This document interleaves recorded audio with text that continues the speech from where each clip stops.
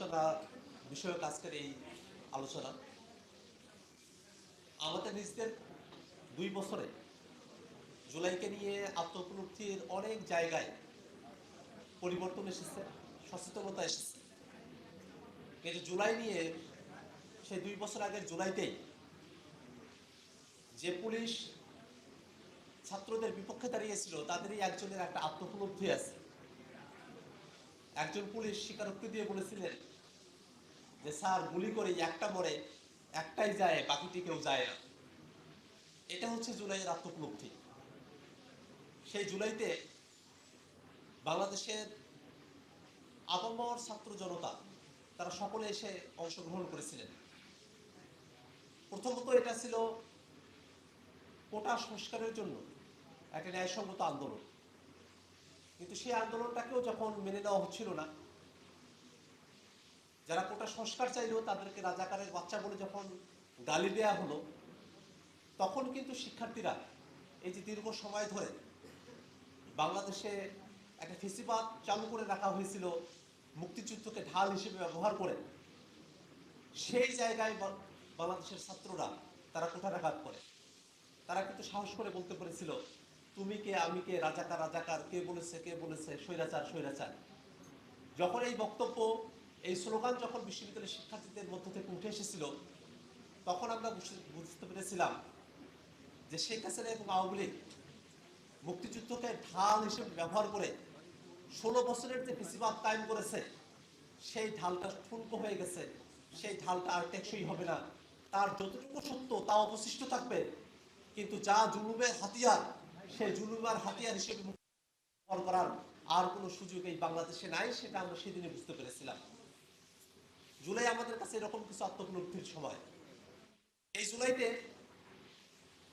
আমাদের পাবলিক বিশ্ববিদ্যালয়ের শিক্ষার্থীরা প্রথমত অংশগ্রহণ করে, কিন্তু তাদেরকে যখন হলগুলো থেকে বের করে দেওয়া হয়, বিশ্ববিদ্যালয়গুলো ভ্যাকেন্ট করে দেওয়া হয়, সেই সময়টাতে প্রাইভেট বিশ্ববিদ্যালয়ের শিক্ষার্থীরা তারা রাজপথে নেমে আসে। সাথে সাথে নেমে আসে মাদ্রাসার শিক্ষার্থীরা, যারা আসলে সরকারি চাকরির পরীক্ষাতেই তাদের অংশগ্রহণ করবার কোনো সুযোগ থাকে না। এই আন্দোলনে বাংলাদেশের শ্রমিকরা তারা নেমে এসেছিল, বাংলাদেশের এসেছিল। এবং সব থেকে অবাক করা বিষয়, প্রবাসে যারা রেমিটেন্স যোদ্ধা আছেন তারা এই আন্দোলনে সর্বাত্মক সমর্থন দিয়েছিলেন। রেমিটেন্স শাটডাউনের মতো কর্মসূচি তারা ঘোষণা করেছিলেন।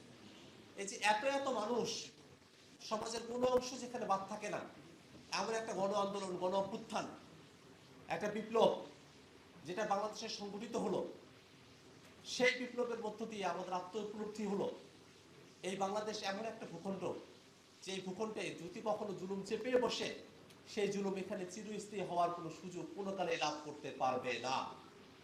এ কারণে এই বাংলাদেশের মানুষের প্রতি, আপামর জনসাধারণের প্রতি একটা শ্রদ্ধাবোধের জায়গা জুলাই আমাদেরকে নতুন করে দেখিয়ে দিয়েছে। 71-এ যেমন এদেশের কিষানেরা তারা অস্ত্র হাতে ধরেছিল, তেমনি ভাবে জুলাইতেও এদেশের সাধারণ জনতা অস্ত্র হাতে ধরার সুযোগ পায় নাই, কিন্তু বিনা অস্ত্রে খালি বুক নিয়ে অস্ত্রের বিপরীতে গুলির সামনে তারা দাঁড়িয়ে গিয়েছিল। এটাই হচ্ছে জুলাই। সেই জুলাই আমাদের কাছে শুধুমাত্র হাসিনাকে দেশ থেকে হটানো, ক্ষমতা থেকে নামানো, তার কোনো উপলক্ষ্য ছিল না। শুধুমাত্র হাসিনা আমাদের লক্ষ্য ছিল না, বরং ছিল হাসিনা, আওয়ামী লীগ একটা যে ফেসিবাদী ব্যবস্থা তৈরি করেছিল, সেই ফেসিবাদী ব্যবস্থা থেকেও আমরা মুক্তি চাই। এবং তারই জন্য আমরা জুলাইতে যে এক দফার ঘোষণা পেয়েছিলাম, সেখানে বলা হয়েছিল ফেসিবাদী ব্যবস্থার বিলোপ এবং নতুন রাজনৈতিক বন্দোবস্ত, সেই লক্ষ্য নিয়েই জুলাই আন্দোলনের এক দফা ঘোষণা করা হয়েছিল।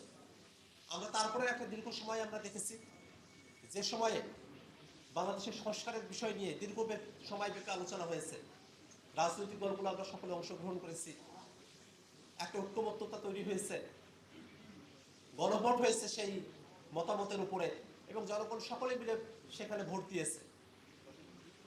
সেই 70% ভোট যেটা গণভোটের জন্য, সেই ভোটটাকে এখন আর তারা গ্রাহ্য করছে না।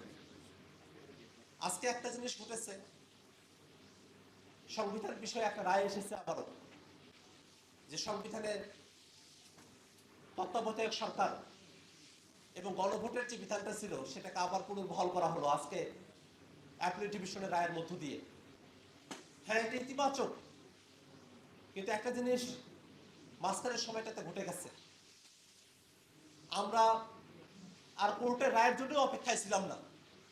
কোর্ট আজকে রায় দিয়েছে যে তত্ত্বাবধায়ক সরকার ফিরে আসলো, কিন্তু বাংলাদেশের জনগণ গণভোটের মধ্য দিয়ে সেই দিনই রায় দিয়েছিল যে বাংলাদেশে একটা নতুন ফর্মুলায় আবারও তত্ত্বাবধায়ক সরকার আসবে।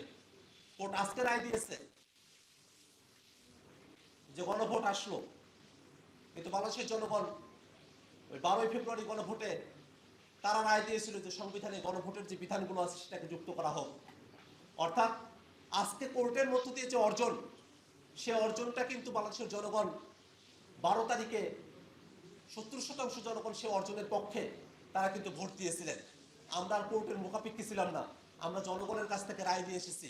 আমাদেরকে আবার কোর্টের মুখাপেক্ষী করার যদি চেষ্টা করা হয়, যদি জনগণের রায়কে কোর্টের মুখাপেক্ষী করার চেষ্টা করা হয়, সেটা বাংলাদেশের জন্য ভালো কোনো ফল বয়ে নিয়ে আসবে না। আমরা এই কোর্টের রায়ের প্রতি ইতিবাচক, কিন্তু আমাদেরকে এই কোর্টের রায়ের থেকেও জনগণের যে রায়, সেই রায়ের দিকে আমাদেরকে লক্ষ্য রাখতে হবে।